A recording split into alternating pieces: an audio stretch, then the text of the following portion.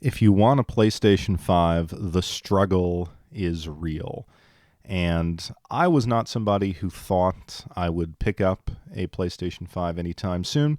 But you know what? The holidays are rolling around. It's been a very, very busy fall for me. And finally, my schedule is evening out. If you follow the channel, you know I have not posted a video in some time.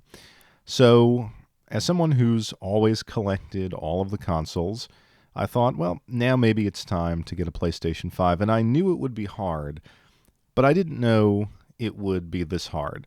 And I'm going to be honest, there's not much that I want to play on it. It's more of a holiday tradition to get that new console, and it's just a nostalgic feeling more than anything else. But the entire microeconomy that has cropped up around this console is really fascinating and really frustrating. So I've talked about scarcity before, and we know that we are in a chip shortage. We know that there are shipping delays all around the world. It's not a normal time. But what I think is happening now, particularly as we approach the holiday season, is that scarcity has become a marketing strategy, even more so than it was when the consoles came out last year. We were in a pandemic. Shipping was in trouble then, but it just seems like now that the supply has actually increased, more and more people are just profiting off of the scarcity of these consoles. And I kind of see it not as a blip on the radar, but I just see it as the new normal for gaming. And of course, if you read about the chip shortage, this is not something that's going to change within the next year. This is going to be a very long-term issue, and I wonder to what extent they will build more capacity for semiconductors. Now, a lot of, whether it's Intel or whether it's TSMC, they are saying that they're going to build more capacity, new facilities, maybe some facilities in Europe and the United States, but those take years and years to build, and if things turn around, what is the financial incentive for them? So that's all playing out. So I would suspect that any new product, whether it's the Xbox or the PlayStation 5, anything that needs a microchip is going to be hard to come by for the foreseeable future. But then you have the nefariousness on top of that, and it starts with resellers. Now, listen, I've been collecting video games a long time. I remember the N64. I remember the fact that, when consoles first release, they're very hard to get. But at this point, it should be within reason that the average consumer could go into a store and place an order or purchase one of these consoles. Maybe you won't get it right away in these times, but it shouldn't be something out of the ordinary to pay $500 plus tax and bring one of these consoles home. But the reselling business has evolved, and resellers now have tools at their hands that they've never had before.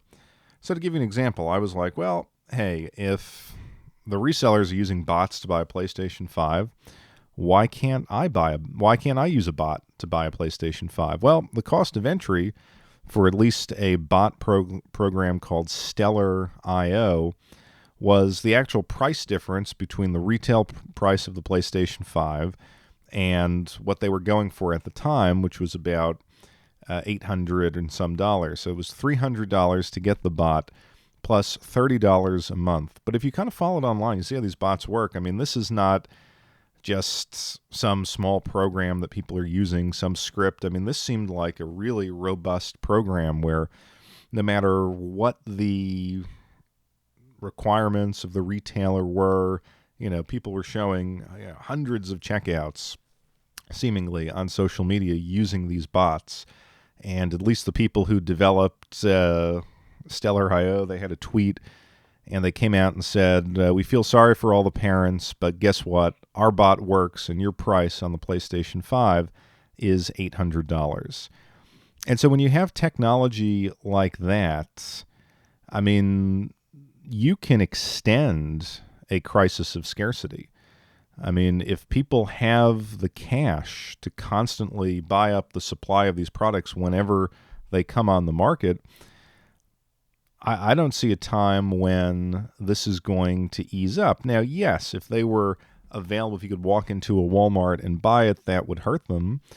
But on the other hand, this network of resellers, what's to stop them from saying, hey, there's a purchase limit of 3. Okay, I'm going to buy 3. I'm going to recruit people online to buy 3 for me. Hey, you guys all make $150 for 15 minutes of your time. Not a bad deal. So I think just the resources at hand for these people are so much greater now that I don't think it's just simply a factor of, well, they're going to move on to the next product, or eventually when these will be on store shelves, it just won't be profitable for them. I think they've got a plan to keep this and other tech releases very profitable for a long time. And I also don't think it will end just because, look, no one is being hurt by this behavior. If I'm Sony or Microsoft, yeah, it's unfortunate that people can't get my product, but the appetite is still there. People want these consoles. They are paying up to get them, and the product is moving off the shelf. Same thing for retailers. Yeah, one guy's buying 200 consoles through a bot, but I'm selling them. I'm moving them off my shelves. I'm moving them out of my warehouses. I'm making money. And there's no negative for me.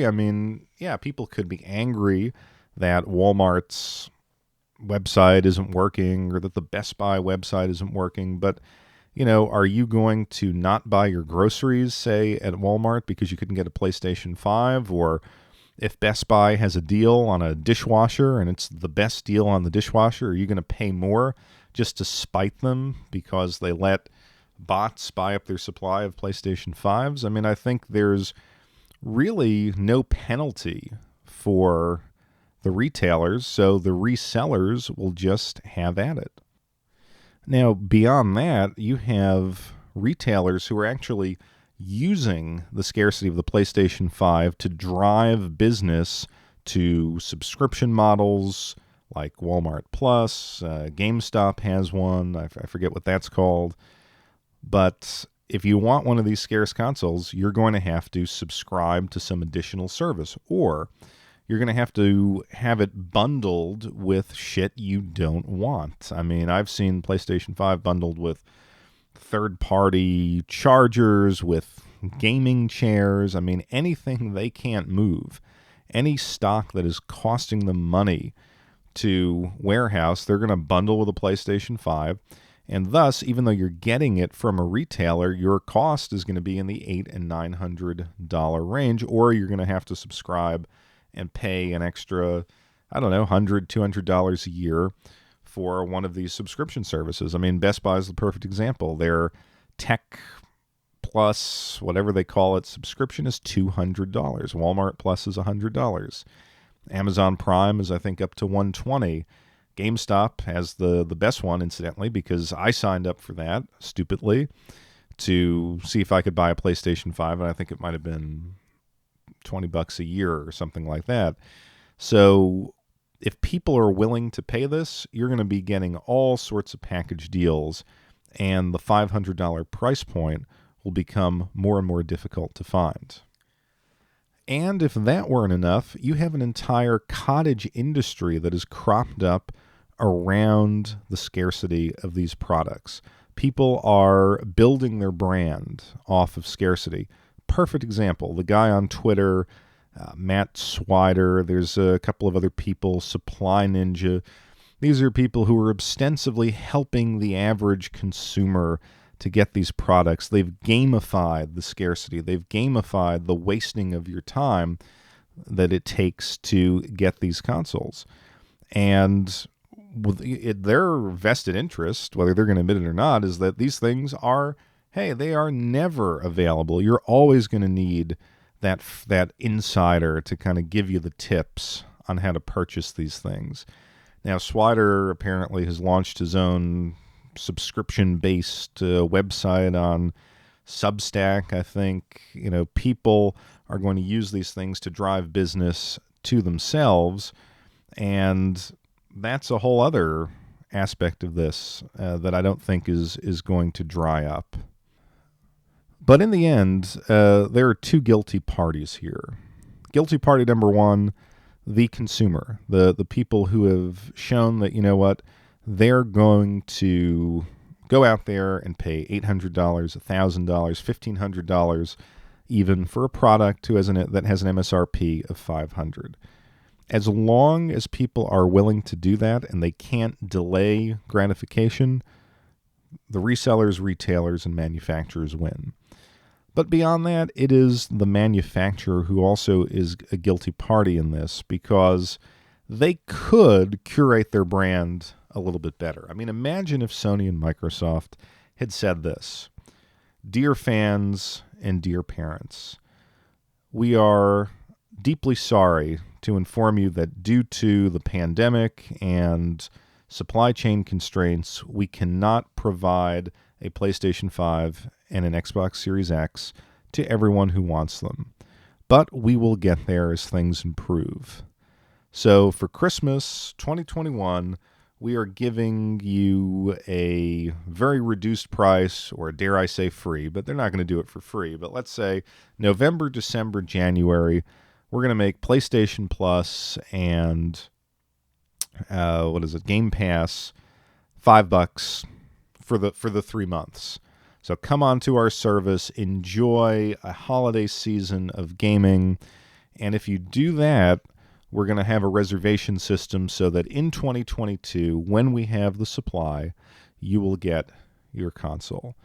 So all the kids who are going to be upset because they can't get one of these, well, they can, on their PlayStation 4 and Xbox Ones, they can play the latest games. They can have a whole library of games available to them. That is caring about the consumer.